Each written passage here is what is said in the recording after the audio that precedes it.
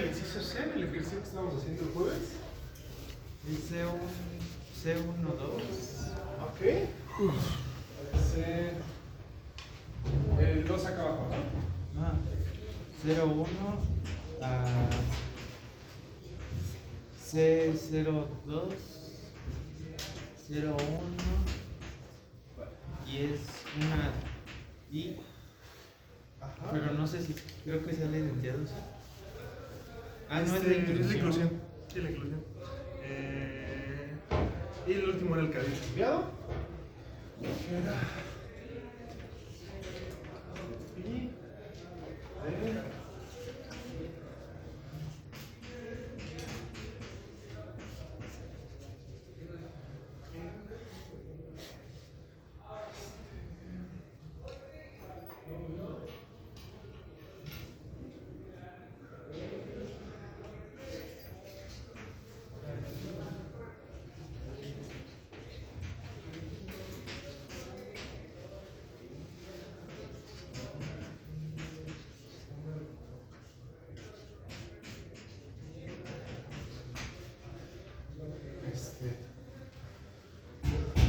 Bueno, entonces ahora sí ya vamos a comenzar.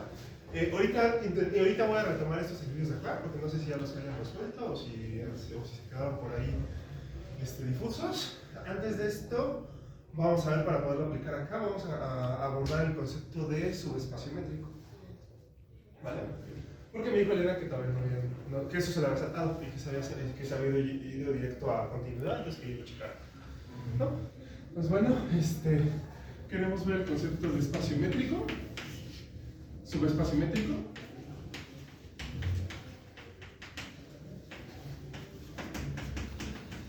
¿Vale?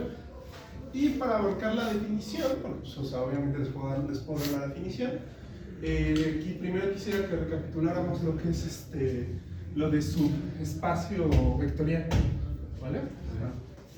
No sé, de álgebra lineal, pero para que se tenga el análogo, ¿no? Subespacio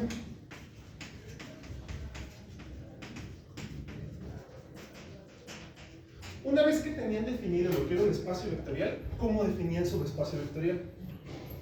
¿Se acuerdan de pura casualidad?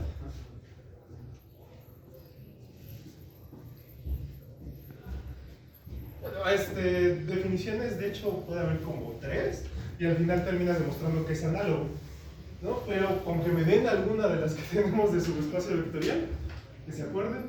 Es como un subconjunto del espacio vectorial. Ok, sí. Es cerrado el subconjunto con sumas. Con multiplicación por escalar. Y en la parte que más tenía. Eso no debe estar, ¿Esta qué? ¿Esta? El cero. Exactamente, ¿no? Bueno, justamente esa para mí es la definición un poco tramposa que puede haber de subespacio vectorial, pero está súper correcta y según yo es la que casi siempre les enseñan. Cuando di álgebra lineal, creo que también fue la que enseñamos, entonces pues no está mal. Lo que vamos a tener primero es un espacio vectorial con la suma y su producto con escalares, ¿no? Con todas sus propiedades. Y entonces definíamos el concepto de subespacio vectorial como, en primera, debíamos de tener B' subconjunto de B, o sea, lo primero que se pedía, y después de aquí lo que se empezaba a pedir era, como bien comentaba su compañera, primero que la suma fuera cerrada,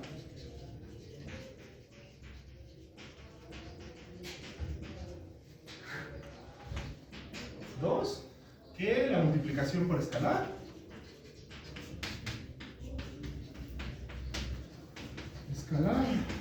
fuera cerrada, y luego el 3 lo que pedías era que el 0 perteneciera ahí, ¿no? El 0 del espacio vectorial perteneciera a tu B'. ¿No? Les comento que esta definición siento que puede ser un poco tramposa porque no permite ver el caso general de lo que se está haciendo cuando metemos esto, la palabra mágica sub, no necesariamente espacio, pero sub algo a un objeto, ¿no? Porque ¿qué es lo que nos interesa al final del día? O sea, es decir, ya tienen esta definición. ¿Qué es lo inmediatamente después que demuestra con el subespacio vectorial? ¿Qué es lo que se demuestra inmediatamente después?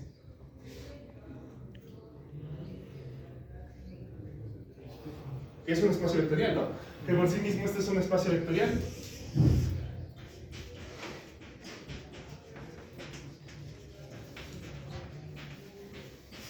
¿Vale? Es decir, ¿cuál es la definición más en general que podemos tener de esto? Vamos a tener más en general que vamos a decir que algo es un subalgo de otra cosa, siempre que esa cosa por sí misma entre en esta categoría. No metí la palabra categoría nada más porque sí. Pueden checar bien a qué me estoy refiriendo.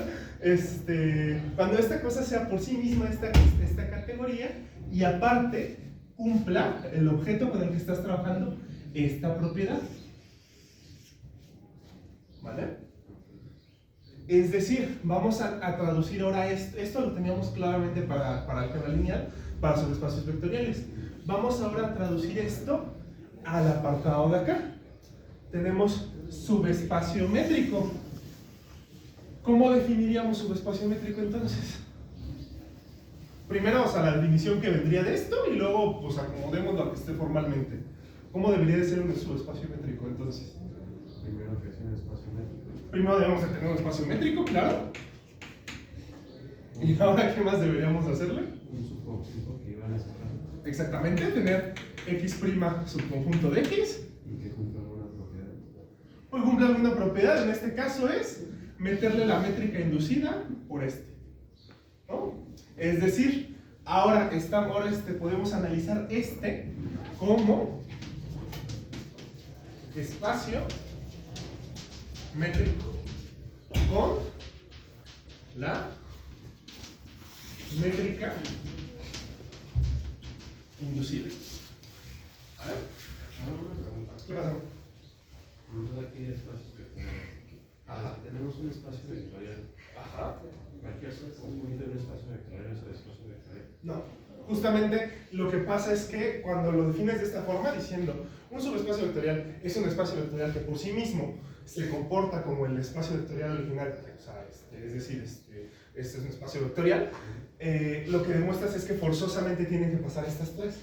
Y también vas a tener la parte contraria, que fue la que ustedes hicieron, la que ustedes demostraron en su curso de álgebra lineal. Es decir, si ustedes tienen estas tres, van a tener forzosamente un espacio vectorial en el subconjunto. Es un sí solo sí, en ese.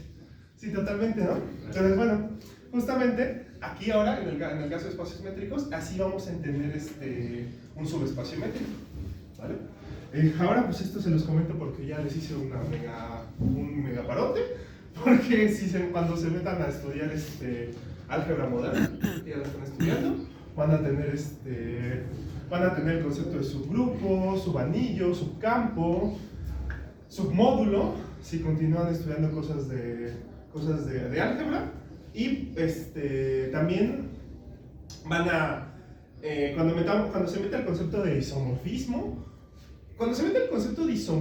desde la lógica, justamente va a ser que va a englobar a cuando nosotros estamos diciendo que dos cosas son realmente la misma, ¿no? Es decir, cuando ustedes vieron que dos espacios vectoriales, V y V', ahora que no cumplan esto, ¿no? O sea, son dos espacios vectoriales distintos sobre el mismo campo. Ustedes decían que V y V' eran isomorfos cuando realmente se comportaban igual, ¿no? Vamos a heredar, de hecho, esto mismo a todas las demás disciplinas con las que se esté trabajando, ¿no? Es decir, vamos a estar hablando también de isomorfismos, o con otro, lo mágico es que empieza a ser con otro nombre, pero cuando lo estudias desde la lógica se dice esto es un isomorfismo y punto, ¿no? Pero justamente lo mágico es que lo vamos a ir nombrando de otras formas, pero nos vamos a estar refiriendo siempre a lo mismo, que es decir, para el sistema axiomático que tú pones como tu base, los dos objetos se comportan igual, ¿no? Y les digo, o sea, si se van quedando con esta idea de tenemos esta idea en general, en primera, subalgo quiere decir que sea lo mismo y que sea esta estructura, y en segunda, isomorfismo quiere decir que realmente matemáticamente sean el mismo objeto, pues ya se les ahorró mucho, porque por ejemplo también en topología va a pasar exactamente lo mismo con el concepto de homeomorfismo, ¿no? Homeomorfismo va a ser al final del día la idea de que los dos objetos sean iguales, pero topológicamente, ¿no? Y lo mismo vamos a tener acá por medio de, ya se los hablé de la vez pasada, por medio de isometrías. O sea, es decir, al final del día, para lo que llevamos estudiado ahorita, si nosotros tenemos un espacio métrico y otro espacio métrico, y aparte hay una isometría entre ambos, y les digo para lo que llevamos estudiado ahorita, porque todavía falta que añadamos más axiomas y nos empezamos a mover por otras cosas, ¿no? Si tenemos esos dos espacios métricos, tenemos una isometría entre ambos y son biyectivas, pues, o sea, me van a decir, oye, tanta palabrería para que matemáticamente estos dos objetos sean lo mismo, ¿no? Para el sistema axiomático con el que estamos trabajando. ¿Vale? Entonces, bueno, por ahí es por donde vamos encaminados. Y justamente, pues bueno, a partir de aquí, subespacio métrico lo vamos a definir de esta forma. Más formalmente, ya una vez que nos queda claro qué es lo que está pasando con subespacio métrico. Para antes de continuar, ¿sí queda claro lo que está pasando con subespacio métrico? ¿Qué pasó? Ahorita que comentabas esto, Ajá. o sea, una isometría es un isomorfismo.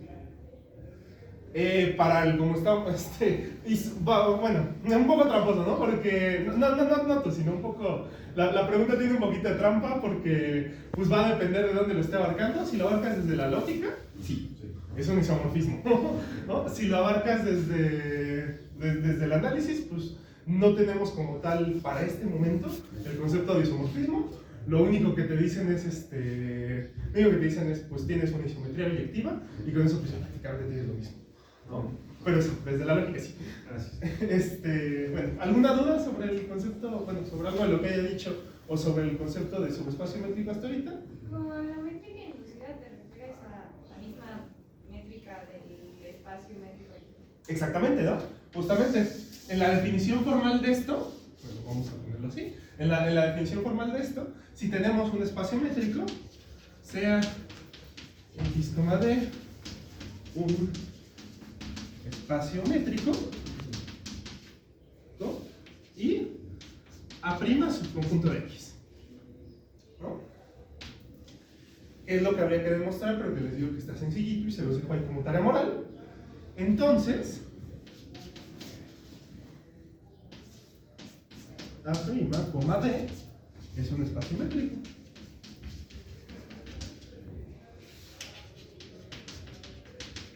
Es decir, ahora restringirte al subconjunto que tienes de tu espacio X, pero con la misma D. ¿Vale? Bueno, a este espacio métrico se le va a llamar, va a decir subespacio métrico de, ¿vale? Esto de acá vamos a hacer para que ustedes mismos vean cuál sería la definición. Esta pues ya sería la definición de tener el subespacio métrico, ¿vale? ¿Alguna duda hasta el momento? Y no cumple nada en particular. En este caso no tiene que cumplir nada en particular. En lo de acá sí, ¿no? Porque ¿cuál era el problema? Tenías una suma. El problema era si la suma no caía dentro de tu mismo objeto, ¿no? Acá pues tienes lo que tienes es una métrica entre X y los reales positivos, en primer lugar. Y luego tienes, pues o sea, entonces si lo entre X plus X, perdón. Entonces si lo restringes a cruzar, sigue cayendo en los reales positivos, ¿no? No tienes problema con eso. Y sigue cumpliendo las tres propiedades, ¿no? Tampoco vas a tener problema con eso. ¿Vale? Bueno, ¿alguna duda con respecto a las definiciones? ¿No? Bueno, entonces ahora sí vamos a retomar un poquito por acá, porque aquí ya podríamos empezar a hablar de justamente subespacios métricos. ¿No? Aquí, porque ya estamos teniendo el caso, ¿no? Es decir, bueno, primero que nada, les había dejado pendiente, por si querían resolverlo, ver de aquí, para qué valor, para qué X y para qué conjuntos se satisfacía que la distancia, bueno, la métrica, la norma P coincidía con la norma R si P era distinto de R. ¿Vale? ¿Alguno de ustedes ya intentó abarcar esta pregunta o no? Vale, no se preocupen. Si quieren abarcarla, en primera obviamente va a depender de cuál norma P y cuál norma R. No vamos a tener un caso general. ¿Qué pasó? Ahora, para el primer inciso es identidad. Ajá. La de R2 con la Ah, norma P. ok. Hay R2 con la norma R. Vale, está bien. No sabía, pensé que era el general. Pero está bien. Muchas gracias. También en la norma R en la imagen. ¿En cuál? En el A. ¿En el A? Ajá. A donde va la identidad es R, ¿no? La norma. Ah, sí. Gracias. Vale. Les digo, no tenemos un general para este. Sí se podría nombrar de alguna forma, pero a partir intenten llegar al general y van a poder empezar a ver los casos particulares, ¿no? O sea, por ejemplo, caso particular, P igual a 2, R igual a 3. ¿No? Caso particular, P igual a 1, R igual a 2. ¿No? Y para resolver este ejercicio, por si les interesa, yo lo que les recomiendo es que hagan ese truquito mágico que llevan haciendo los matemáticos desde hace más de 2000 años y que sobre todo seguro les pareció muy novedoso en su curso de cálculo, que era, supongan que ya lo tienen resuelto y vean hacia dónde se llega, ¿no? ¿A qué me refiero? O sea, supongan que ya tienes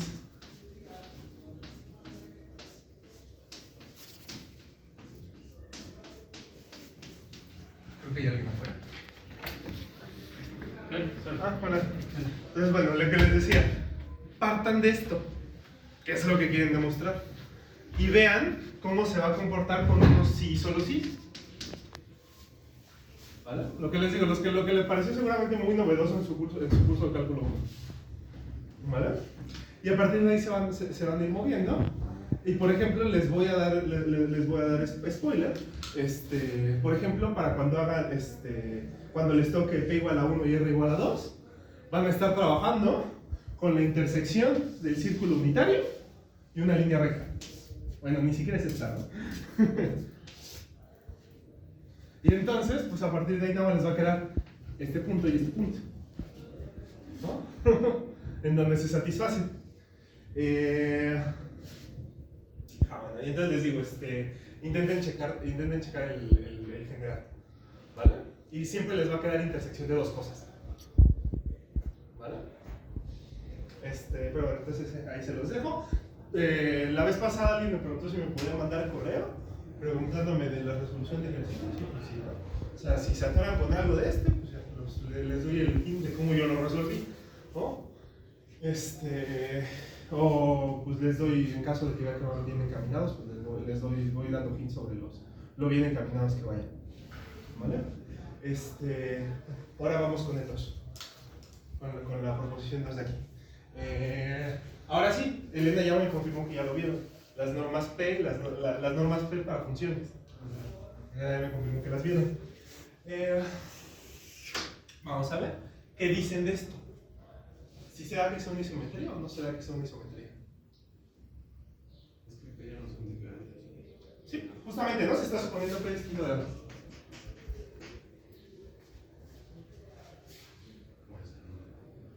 Ok, vale, no. Vamos a democratizar esto. ¿Quién cree que no? Ya se hacen la mano los que creen que no. Ok, no.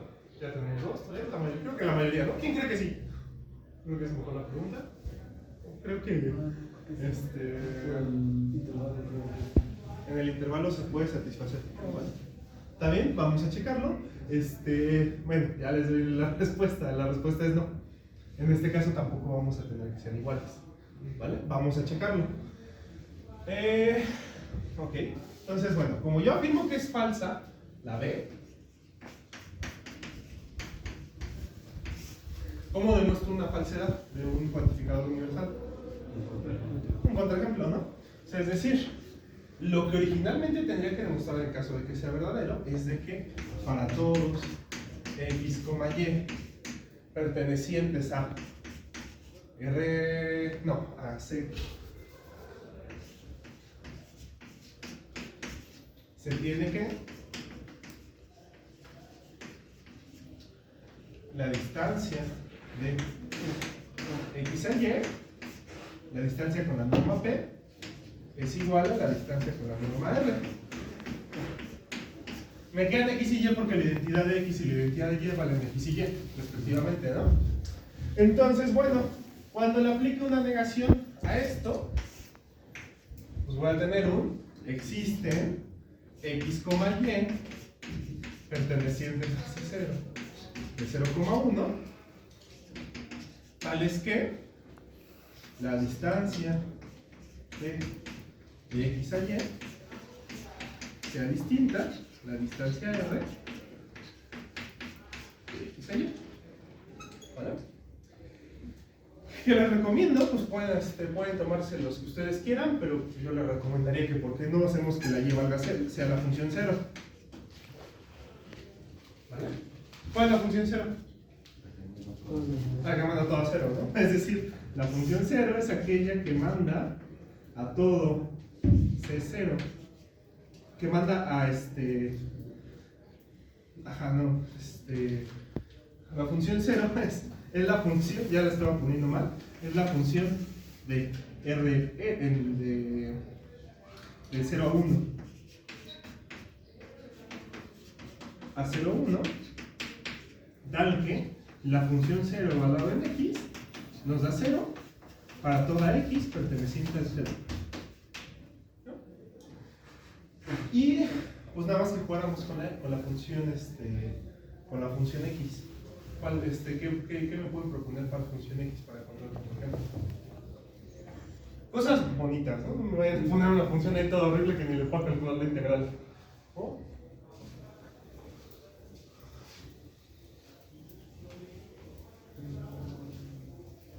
No puede ser la identidad misma. Sí, podemos tomarnos. O sea, justamente estamos hablando de estamos tomándonos elementos de acá, ¿no? O sea, de aquí. ¿No? Es decir, van a ser funciones lo que nos vamos a estar tomando. Entonces, lo que nos podemos tomar es justamente la identidad que va del 0,1 al 0,1, es decir, la identidad evaluada en X es igual a X para toda X perteneciente al 0. ¿No? Y ahora sí, ¿cómo se ve esto? ¿Cómo se ve la distancia P de la función identidad de X y la función 0? ¿Cómo se ve esto? ¿Vale? Practicamos con lo que ya vieron. ¿Cómo se ve esto? Como la distancia P de X a 0. Como más bien sería la norma P, ¿no? De X a 0. Sí, ¿no? Estamos calculando la distancia entre estas dos funciones, ¿vale? ¿Cómo se les definía la distancia entre dos funciones?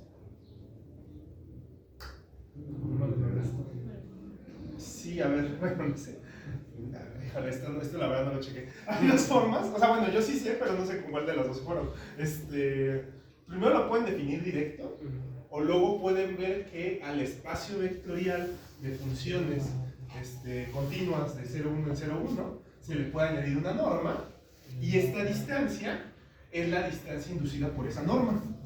¿Cuál de las dos opciones fue la que vieron? La segunda. Bueno, está bien. Entonces vamos a aventarlo directo. Esto de acá debería ser la integral de 0 a 1 de la identidad de X, que pues al final sería en esta notación X menos 0 con esto de X elevado a la P, su raíz 1 entre P. Vale. Lo que les decía de la otra opción, justamente C0, esto se puede ver como un espacio vectorial, ¿vale? O sea, es decir, sabemos cómo sumar funciones, sabemos cómo multiplicarlas por un número real. Entonces, pues, bueno, esto es un espacio vectorial. A este espacio vectorial le puedes agregar la norma P escrita de esta forma, ¿no? O sea, es decir, podrías decir que la norma P de una función f pues debería de ser igual a la integral de 0 a 1 del valor absoluto de f de x. ¿No? Los dos caminos son análogos, ¿no? Entonces, no, para lo que estamos queriendo decir desde el contexto del análisis matemático, ¿no? Ustedes ponen por esta, pues nada más pueden completar los detalles para tener esto, ¿no? Entonces, bueno. ¿Vale? Estamos trabajando con esto de acá. Entonces, bueno, esto nos va a quedar como la integral de 0 a 1 de x de x elevado al aumento de p. X a la p. Ahí se me estaba viendo. ¿Vale? Ahora, lo que les parecía que hacía que ustedes vean muchísimas matemáticas cuando iban en la prepa. ¿Cómo se integra esto? ¿Y cómo se integra directamente? ¿Cuál es la fórmula que tenemos para eso? Ajá, perfecto. Tendríamos entonces x a la p más 1 sobre p más 1. Evaluado de 0 a 1. Sí, evaluado de 0 a 1. Todo eso es 1. Todo esto a la 1 de p. ¿No? ¿Y esto a cuánto no es igual? 1 entre p más 1 a la 1 entre p. 1 a la p más 1 sobre p más 1 elevado a la. Elevado a la 1 entre p. ¿Vale? Y esto pues debería de ser igual a, pues calcula raíz arriba, raíz abajo, 1 elevado a la p más 1, pues te sigue dando 1, y de aquí te quedaría entonces 1 sobre raíz p de p más 1. ¿Vale? ¿Alguna duda con esto? ¿Puedo borrar la definición de subespacio métrico? ¿Vale?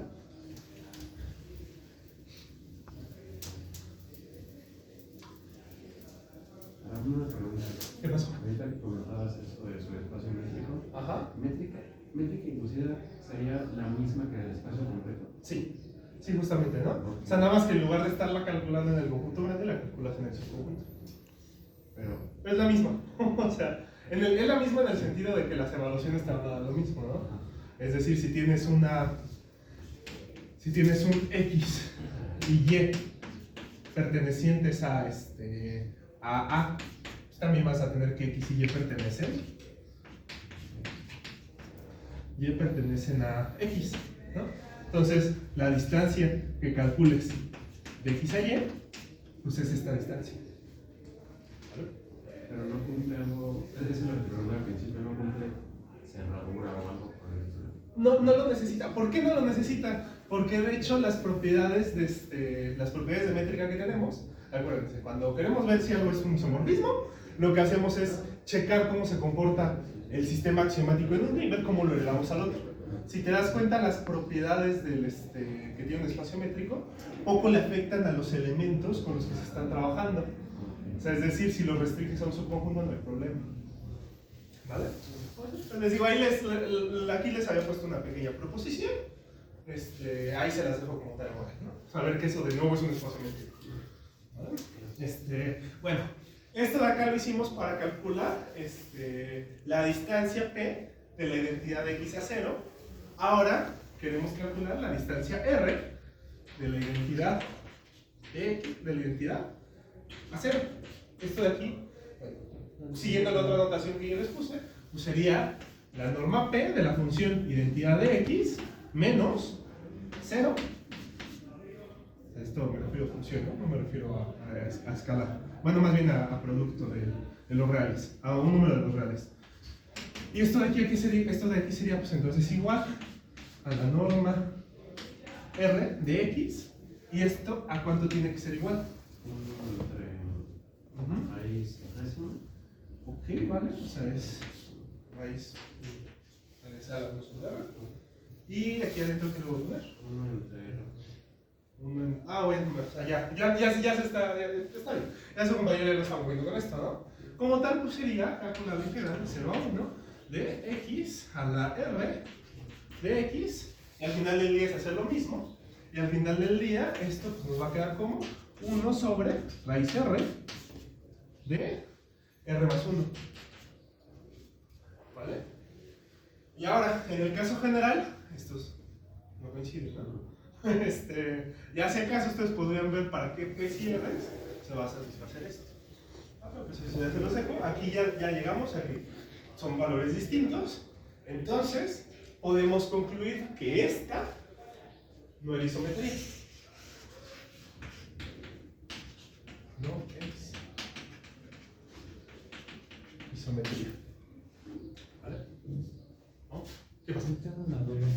O sea, si hay valores de R y P para los que sí se cumple esa. Pues ahí intenta checar. Porque Sí, algún valor. hay un ejercicio en el libro que pruebas que son distintos, ¿no? Bueno, que uno es más chiquito que el otro. Uno siempre va a ser así. Bueno, entonces ya les spoilaste. Sería Hasta como son de. valores. O sea, menos de ese intervalo, donde sí se cumple, que son distintas. O sea, para P1 medio o algo así. Bueno, aquí hay un problema. No han definido las normas PCR para valores que no sean naturales. ¿No? Se puede, pero todavía no lo han checado. Si soy honesto, para eso no me acuerdo. Si pasaba de que pueden llegar a ser iguales en algún conjunto particular o algo. Pero pues sería cuestión de checarlo, ¿no? Bueno, propiamente si nos empezamos a distinguir de dónde nos estamos tomando conjunto, pues siempre va a haber uno, ¿no? Donde todo se nos va a comportar bonito y todas las normas, más bien depende del contexto, ¿no? Si quieren que todo se comporte bonito, todo se comporte feo, pero donde todas las normas coinciden, ¿no? Que es, por ejemplo, si empezáramos a intentar meter el concepto de funciones continuas del 0, 0 al 0, 0. Ahí cuando calcules la integral, pues vas pues te va a dar 0 en esos, ¿no? Entonces, pues ahí les digo, se empieza y tampoco empieza ya no a haber tantas formas en las que te puedes mover en eso. Y empiezas a necesitar desarrollar otros conceptos como lo de igualdad casi en todas partes y todo eso. Pero, o sea, sí hay subconjuntos, sí puedes jugar con este conjunto para hacer que las normas coincidan, pero en general cuando ya empiezas a trabajar con conjuntos que ya no son de medida cero, o sea, ¿a qué me refiero con medida cero? ¿Cuánto mide el intervalo 0,1? Pues mide una unidad, ¿no? Cuando empiezas a jugar con ese tipo de conjuntos bonitos, vas a tener que, si estas normas no van a coincidir en los términos generales. ¿Vale? Pero bueno, en este caso particular, con esto, acabamos de ver que no es isometría. ¿Vale? ¿Qué pasa? Tengo una duda con la notación. ¿Qué significaba el 0 en la C? Sí, esto quiere decir funciones continuas. ¿Y cuando es 1? O sea, ¿ahí qué es? Aquí quiere decir funciones derivables con derivada continua. ¿Vale? Y si hubiera ahí un C2, ¿qué crees que significaría? Con la segunda, ¿no? Sí, exactamente, o sea, dos veces derivables con segunda derivada continua. ¿Vale? Y C infinito, ¿qué sería? O sea, Infinitamente derivada, ¿no? Ya necesitamos ponerle con la derivada infinita continua, ¿no? Nada más sería con infinitamente derivables. ¿Qué pasó? O sea, que una función esté en C1, Ajá. es que sea continua, bueno, que sea derivable y su derivada sea continua. Ajá. Pero eso implica que no tenga segunda derivada. No, puede tener segunda derivada. Pero ya no es continua. No, sí, también puede. O sea, justamente a qué es lo que estaríamos teniendo. Tendríamos que. Segunda es la continuidad. Ajá, exactamente, ¿no? Y pues en el caso general, pues lo que tendrías es que C2 va a estar contenido en C1, C3 contenido en C2, C4 y así, ¿no? Y de hecho, pues al final, C infinito también estaría contenido en cada uno de los anteriores, ¿no? Sí, o sea, ¿qué es lo que estoy diciendo? Estoy diciendo, tendríamos que. ¿Puedo borrar esto? Lo que estoy diciendo es que tendríamos que C infinito del 0,1 está contenido en CP del 0,1 para toda P perteneciente a los naturales. Es lo que estoy diciendo. ¿Por qué? Porque si tienes una función infinitamente derivable, pues esa función en general va a ser derivable P veces con derivada P continua. Ok. ¿Vale? Sí. Y lo que decía antes era, si tienes P menor o igual que R, entonces pues vas a tener que CR está contenido en C.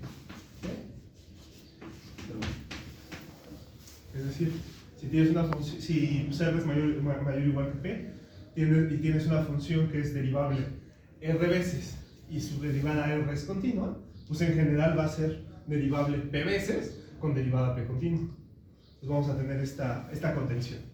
¿No? ¿Sí queda claro por qué vamos a tener esta contención? Sí. Es por eso que dice inclusión y no identidad aquí. Ajá, sí. Y es que de hecho, pues quería, por eso dije, voy a ver antes subespacio métrico antes de aventarme con esta. Porque, justamente, ¿qué es lo que vamos a tener aquí? Vamos a tener que, ¿qué relación guardan? Es pregunta para ustedes. ¿Qué relación guardan C2, 1, 0 a 1 con la norma T y C? Sí. ¿Lo hemos tomado? Sí, es que estoy con esto. ¿No? Así. 0, 2, 0, 0, 1. Bueno, entonces más bien ya la regué aquí, no es la norma P, la norma 2. Con la norma 2. ¿Qué relación guardan estos dos? Uno está contenido en otro. En las notaciones algebraitas que siempre yo envidio como ni en análisis ni en topología nos simplificamos tanto la vida. En álgebra, ¿qué es lo que normalmente les ponen? O sea, les pondrían esto, ¿no? 0, 0, 1. No, bueno, pero es que lo estoy poniendo al revés. De hecho, más bien, vamos a poner la boquita del que apunta hacia el otro lado. Bueno, eso no me sale. Mejor así. O sea, vamos a tener, está contenido en el de acá. O sea, este sería un subespacio métrico de este de acá. ¿Cuál es esta notación? Cuando les digo, esto se sigue utilizando para cosas de álgebra, pero cuando les definieron espacio vectorial, en lugar de poner V' con la suma y el producto es un subespacio vectorial de tal, lo que hacían era poner V'. No sé si lo hayan visto que se lo pusieron así en su curso de álgebra. Bueno, pero esta notación sí se sigue utilizando, ¿no? Entonces les digo, no es correcto ponerlo en análisis porque nadie lo denota así, pero pues es esto finalmente, ¿no? Sería un subespacio métrico. ¿Y esa notación es única de álgebra lineal? No, o sea, se queda para todas las cosas de álgebra. O sea, las sigues teniendo, se queda para todas las cosas de álgebra y también se hereda la lógica matemática. O sea, en lógica matemática también metes esta notación, pero pues nunca he visto que lo utilicen para cosas de análisis o de topología. De hecho, una vez, ni siquiera esta, sino otra notación también muy padre que tienen, que es esta. O sea, por ejemplo, cuando tú tienes un conjunto en álgebra lineal y estás hablando del espacio vectorial generado, ponen esto. Bueno, en todas las disciplinas de la matemática van a empezar a tener eso, ¿no? El espacio que se genera, que quieres que cumpla cierta propiedad. Una vez puse esto en un examen de topología y me dijeron, no, eso se queda en álgebra. Bueno, está bien, ¿no? Pero bueno, con esto lo que estoy tratando de decir es esto, ¿no? Este es un subespacio métrico. ¿Vale? Bueno, ahora sí, ya aclaramos, ya vimos la relación que tienen ambos. Entonces, a partir de ahí, justamente podemos estar hablando de la inclusión. Y sí, aquí le puse identidad, pero en verdad sería inclusión. Inclusión quiere decir cuando estás trabajando con una función que te manda por medio de la identidad a un subconjunto de tu conjunto en el otro conjunto, ¿no? Lo que está pasando acá, o sea, tienes que como tal sin su métrica, o sea, esto, como conjunto está contenido en este. Entonces lo que estás haciendo es mandar todos los elementos de aquí a acá por medio de la identidad. ¿Vale? Entonces, bueno, la inclusión sería una isometría. ¿Qué pasa? O sea, como te entendí ahora, la inclusión es de identidad, pero no todo el conjunto. Exactamente, sí. Súper bien, ¿no? Gracias por expresarlo con menos palabras y más claro. Entonces, bueno, ¿qué dice? ¿La inclusión va a ser una isometría? Si se está preservando la norma, sí. Claro que sí, ¿no? Entonces, ¿sí lo es? ¿Sí lo es? No les voy a quitar el placer de demostrarlo por su propia cuenta. ¿Vale? El último. De aquí, que les dije que me pareció un poquito más interesante. ¿Se acuerdan cómo se definían norma o métrica cuando estás trabajando en un espacio vectorial conocido como R? ¿No de las eran los funciones naturales?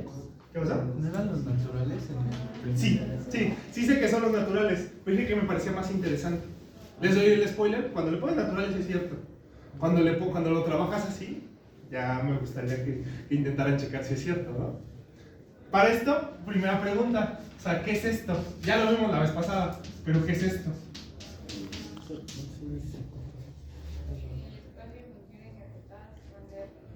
Perfecto, este sería el espacio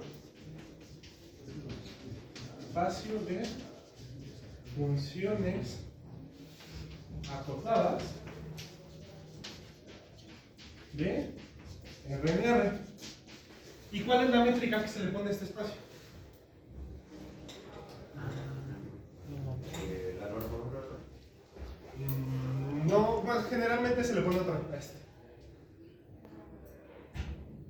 Porque estamos hablando con funciones acotadas. ¿Cuál es el problema? Una función acotada no necesariamente va a ser integrable, ¿no? Entonces no podrías estar hablando de meterle norma 1 o norma tal. Pero. ¿Infinito es el supremo?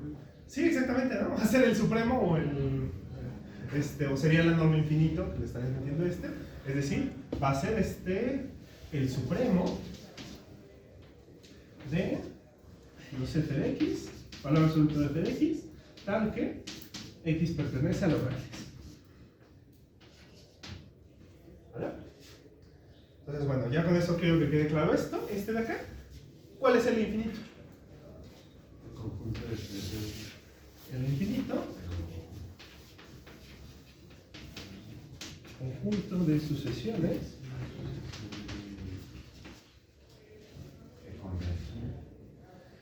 ok, cuando estás trabajando con LEP, sí van a hacer que converte la serie, pero cuando estás trabajando con L infinito, ¿cómo se define? Sí. Bueno, esa va a ser la norma, ¿no? Pero justamente va a ser el conjunto de sucesiones acotadas.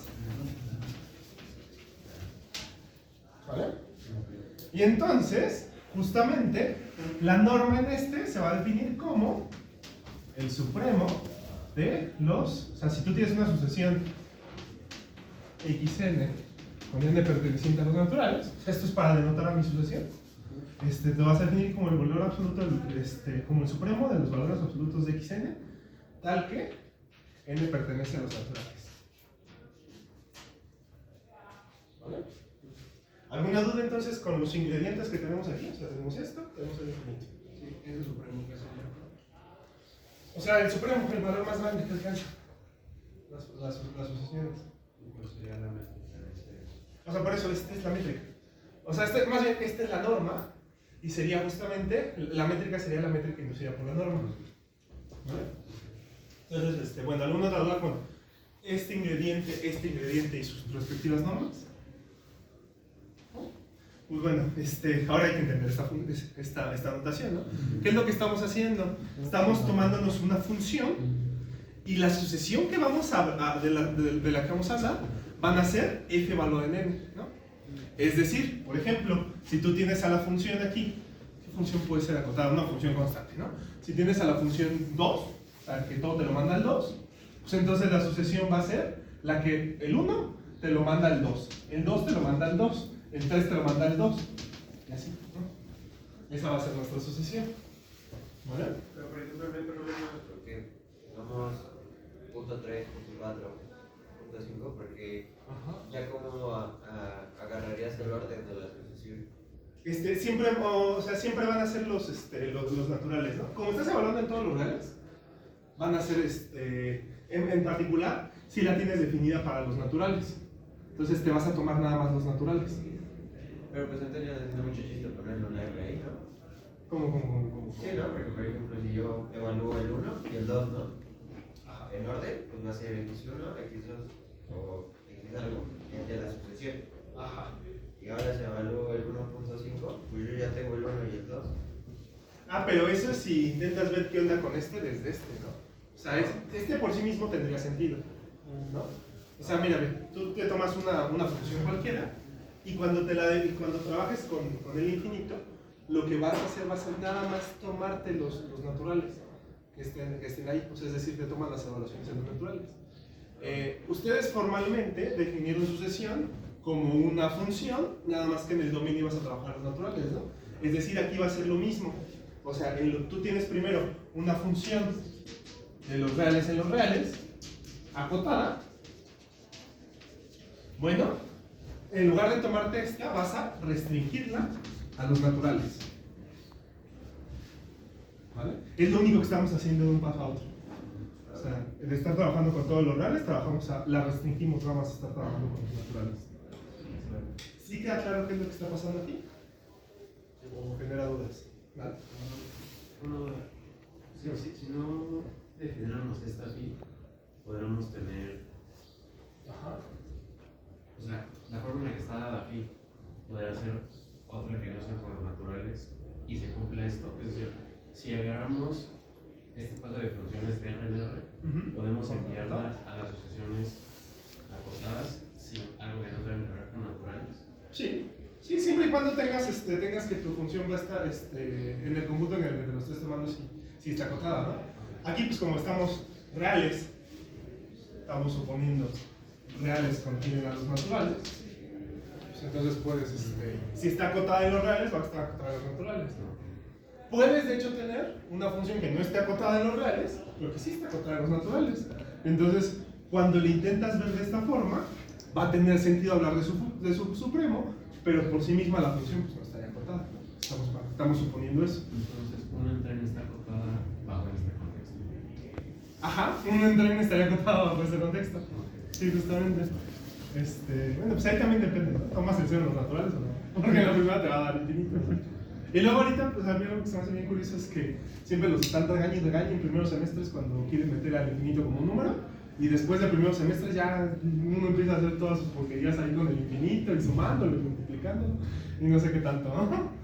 Pero bueno, sí. Entonces ya quedan claros todos los ingredientes que tenemos aquí. Entonces, ¿qué dicen? ¿Es una isometría la phi o no es una isometría? Ok, vale, aquí tenemos un parece que sí. Vamos a democratizar esto. ¿Quién opina que sí? Que sí es una isometría. Ok, vale. Okay. ¿Quién opina que no?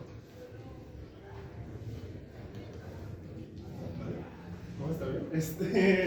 Entonces les doy spoiler, no es una isometría. Entonces el D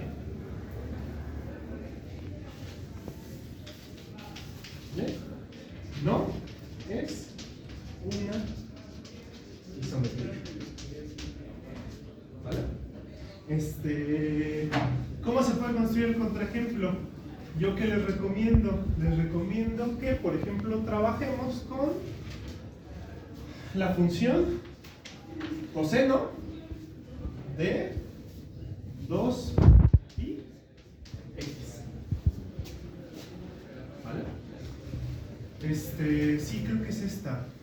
¿Cuál es la que en los múltiplos de 2pi siempre te da 0? ¿Esta? Ok, ¿vale? ¿Y cuál es esta? Entonces, pero bueno, ¿qué es lo que vamos a tener con esta? Tenemos entonces que cuando la trasladamos a hacer sucesión, va a ser la sucesión 0. ¿Vale? Esta se convierte en la sucesión 0. Pero cuando trabajamos esta como función, Sí, creo que eso. Vamos a tener que su norma va a ser 1. ¿Vale? ¿Por qué? Porque el valor máximo que alcanza el coseno es 1. Entonces, cuando estamos trabajando en B, R, tenemos que esta función va a tener norma, la norma coseno 2 x, la norma infinito, pues va a ser 1, porque es su supremo. Eso es a lo que me refiero, o sea, aquí yo en esa función voy a tener muchísimos valores evaluados, Ajá. en un intervalo que quiero. Ajá. El asunto es que no todos esos valores van a tener uno asociado a la asociación, porque la asociación yo nada más la puedo escribir con los números naturales. Sí, ¿no? Ok, vale, sí. Bueno, pero entonces lo que pasa ahí es que la función no va a ser inyectiva. O sea, esta función de aquí, esta phi, no va a ser inyectiva, porque varios valores te los puede mandar uno mismo, ¿no? Pero yo de verdad no quiero ser repetitivo, pero entonces ya no tiene caso poner una R ahí, porque ya solo trabajaremos con los naturales, porque si ya solo la vamos a delimitar. Ah, bueno, pero es que cuando lo estamos delimitando es en esto. Es en el conjunto de donde cae. Pero en nuestro conjunto original estamos trabajando con esto. ¿Vale? O sea, estamos hablando de mandar este conjunto a este conjunto. ¿Vale? Y si cuando nos limitamos a los naturales, pues ya empiezan a pasar estas cosas, ¿no? Pero bueno, vale. ¿Alguna duda con respecto del contraejemplo? ¿Alguna duda con algo? Creo que son senos, ¿no? Ah, ok, sí, está bien. Sí les creo. Siempre se me va cuál es la evaluación, ¿no? De eso. Pero sí está bien. ¿Vale? Bueno, ¿alguna otra duda? ¿No? Pues bueno, ya terminamos por el día de hoy, me parece, porque ya se empezaron a ir. Entonces creo que ya terminó la hora.